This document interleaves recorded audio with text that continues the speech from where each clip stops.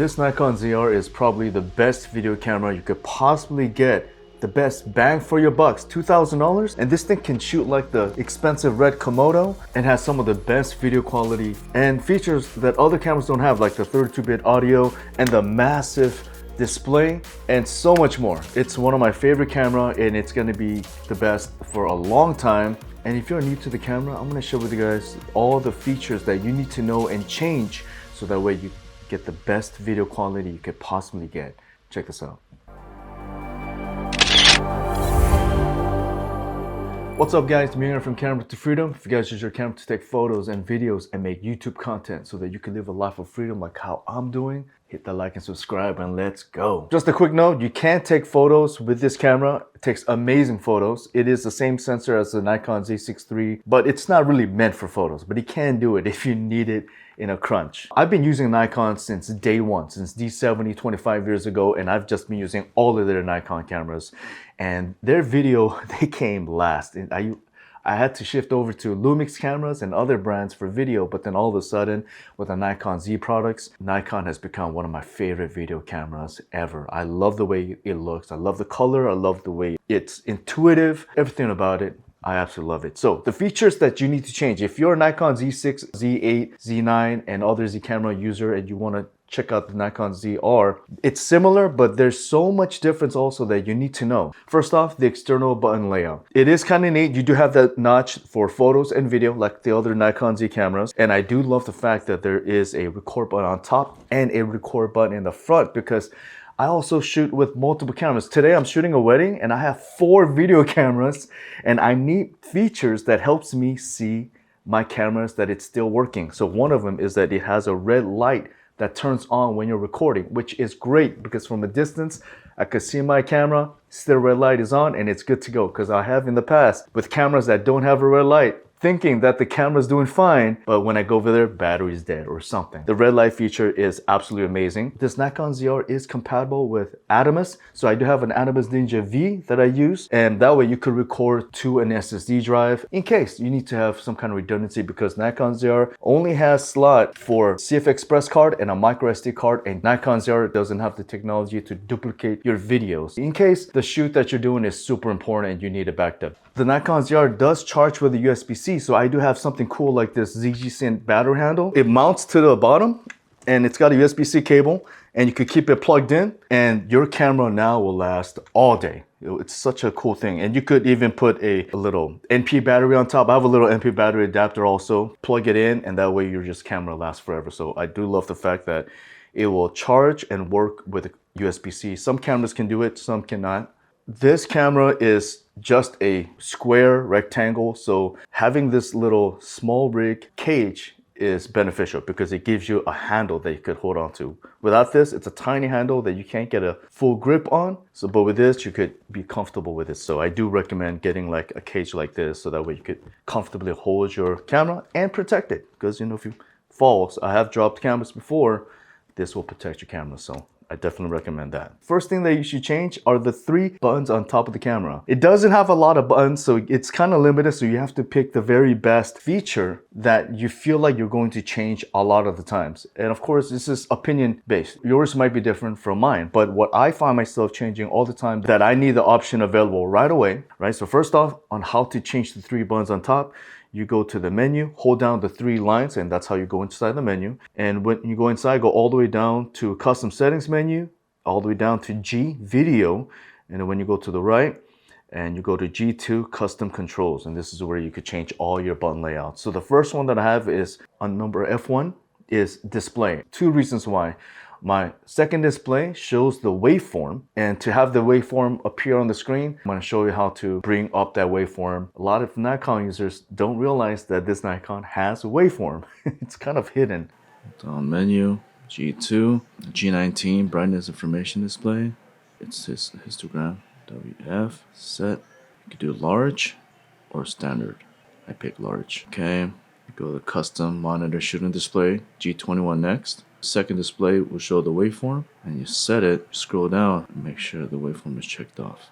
And the third display that pops out is the grid lines, the tic-tac-toe grid lines. And I use that so that way if I'm shooting a video and I know I'm going to make it into a vertical video, I like having that vertical video line because then I kind of have an idea of what will make it to that vertical video. Third display will show the grid.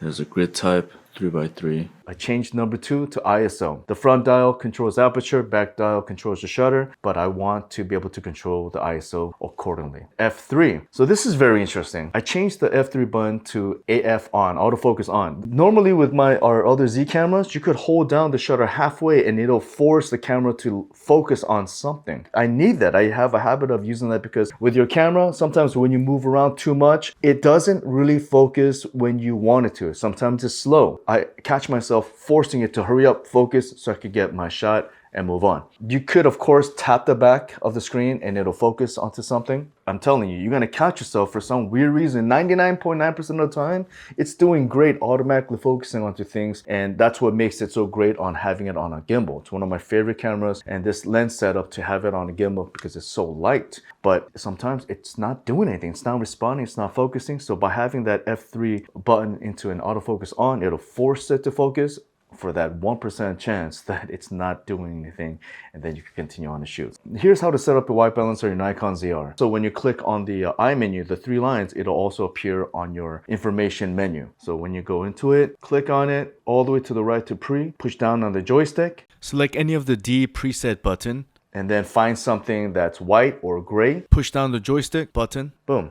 White balance, very easy to do. So for content creators, there's a feature in the Nikon ZR that is really cool that other cameras don't have. It has a selfie mode. So first off, go into the settings, then scroll down, then there's an option for self-portrait mode. When you flip it to a selfie mode, it simplifies the menu. There's only options that you need for a selfie video, like when you're making your YouTube video. It has a button that allows you to change your audio direction. You tap on it, it says all directions in case you have multiple people in the area, you want everyone's audio to be heard. Rear, backside, if there's somebody behind the camera, you want the audio to be stronger in. Stereo, binary, front and back. And it has, of course, front, super front, which is just directly in the middle. So that's really interesting that it has that option. I don't think any other camera has got that kind of ability to control where you're going to direct your audio recording it. So that's cool. And best of all, the features that other cameras do not have that this camera has, it has a product review button. So what this does is when you have it on and you have a product that you want to pop up, like I'm always watching, I love watching Kai Cenat, and he always shows off his product. That's one of his most popular videos when he shares products. And every time he brings up a product, it doesn't focus on the product. It's constantly trying to focus on its face by design. A camera, that's just how all cameras are. So of course, once in a while, I see him trying to cover his face with the product and he's going in there, try to focus on the product. And then if someone else's eye is on that side, then it focuses on that eye. If his right eye pops out, then it focuses on that eye. And it's just, it's a chaos. It's by design, right? But self-portrait mode, product review, you have it up. You're talking, you bring out a product, what doesn't have to cover your face, it's gonna focus on the product. Bring it down, back to your face. That is so cool. Kai Cenat, if you're watching this, get this Nikon ZR so that way you could get better product review videos without having to hide your face and just go crazy just to figure out the focus. You can use the Fangtuo cinema rig to transform your tiny Nikon ZR into a full cinema rig to have a bigger presence for your video gigs. Sometimes you want them to be impressed with the size of your camera. The Fangtuo ZR-V has a quiet built-in fan, has 2 DC output, USB-A and a USB-C 45-watt output, 4D tap 10 amp output, all to power your monitor and accessories using a V-mount battery. Easy to install with just 2 screws. It has a couple of RE mounts and 1/4-inch holes everywhere for your handles and more accessories. Comes with a USB-C cable to power your Nikon ZR so your camera can last all day. The side mount protects your cable connections. I added the lens hood and my anamorphic Sirui with autofocus lens, and now I have a fully modular filmmaking cinema camera system to take my professional production to another level. I got the discount code link below. Please leave a comment, just say what's up, anything, happy face. It'll help out with the algorithm. I definitely need all the help I can get. I've been doing it for a few years now, and it's, you know, it's a slow climb, but I'm enjoying it. I'm loving the connections. Even sometimes when I have one comment in there, thank you for that one person that commented on my comment list video. I appreciate you so much. Check out mycameratofreedom.com. Leave me your email address. That way I could share more free stuff with you guys. I'm trying to build a little community and just share whatever I can. As I'm getting older, I want to share everything that I have and leave it for the world because someone else might benefit from it. I will see you next time. Awesome camera.